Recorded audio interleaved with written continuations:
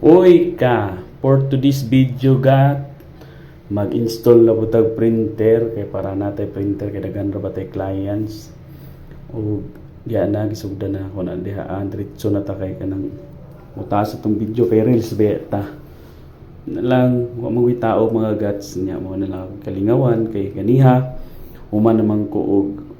reformat sa duha ka PC na running naman siya, magamit naman siya. Karon kanina pa daw gitripan na ingana ra na siya mga gats pag human mo tubil kanang pag human mo tubil magkuti-kuti rin ka diha kanang nakatupok-tupok yung setting sa ana diha mga date sa wifi ana dagan mo ingana ng mga printer sa una kay mga diretso naman to install naman to type kani kay dagan pay kutihon ana mga gats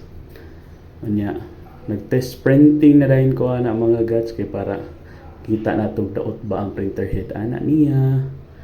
o may baon po nimo goods ba na siya nga printer nya ako pag tan-aw goods man tanan mo nang naragada na siya mga gats wa na yung problema nya unta kanon na imong suporta nya kay nangabuang na niya atong mga content dere. Please like and follow and share. Right, pam.